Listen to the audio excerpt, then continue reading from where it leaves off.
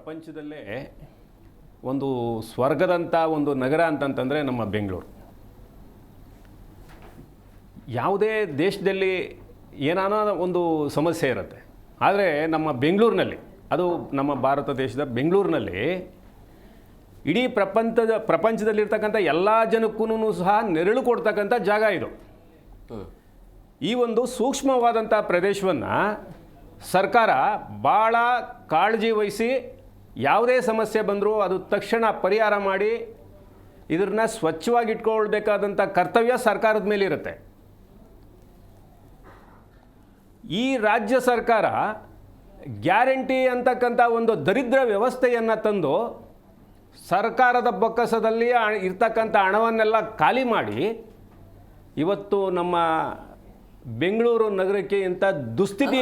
ನೀವು ಹೇಳ್ತಾ ಇರೋದು ಗ್ಯಾರಂಟಿ ಕೊಟ್ಟು ಆದ ನಂತರ ಹದಗೆಟ್ಟಿದೆ ಅಂತ. 100% 2 ವರ್ಷದಿಂದ, ಅಂದರೆ ಇತ್ತೀಚೆಗೆ 2.5 ವರ್ಷದಿಂದ ಮಾತ್ರ ಈ ಸಮಸ್ಯೆ ಸರ್. 100ಕ್ಕೆ 100 ಈ ಗ್ಯಾರಂಟಿ ಅಂತ ದರಿದ್ರದ ವ್ಯವಸ್ಥೆಯನ್ನು ತಂದು ಬಂದಿರತಕ್ಕಂಥ ದುಸ್ಥಿತಿ ಇವತ್ತು ಅಂತಂತ ಹೇಳಬೇಕಾಗುತ್ತೆ.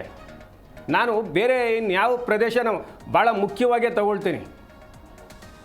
MG ರೋಡು, ಮಹಾತ್ಮ ಗಾಂಧಿ ರಸ್ತೆ, ವಿಧಾನಸೌಧದ ಮುಂದೆ ಸರ್ ಇವರೆಲ್ಲ ಎಷ್ಟು ಜನ MLAಗಳು, ಮಿನಿಸ್ಟ್ರುಗಳು, ಮುಖ್ಯಮಂತ್ರಿಗಳು, ಹೈಕೋರ್ಟ್ಗಳು ಎಲ್ಲ ಇರ್ತಕ್ಕಂಥ ಒಂದು ಪ್ರದೇಶದ ರಸ್ತೆ ಇವತ್ತು ಕಿತ್ತೋಗಿದೆ ಅಂತಂತ ಹೇಳಿದ್ರೆ ಯಾರಿಗೆ ನಾವು ಒತ್ತಾಯ ಮಾಡೋಣ? ವಿರೋಧ ಪಕ್ಷ ಅಂತೂ ಸತ್ತೋಗ್ಬಿಟ್ಟಿದೆ. ವಿರೋಧ ಪಕ್ಷ ಪ್ರತಿ ರಸ್ತೆಯಲ್ಲೂ ಕೂತು ಇವತ್ತು ಪ್ರತಿಭಟನೆ ಮಾಡ್ತಕ್ಕಂಥ ಒಂದು ವ್ಯವಸ್ಥೆ ಇರಬೇಕಾಗಿತ್ತು. ಇಲ್ಲ, ಕೇಳೋರೇ ಇಲ್ಲ ಅಂತಂತಂದ ಮೇಲೆ ಮಾಡೋರು ಯಾರಿದ್ದಾರೆ?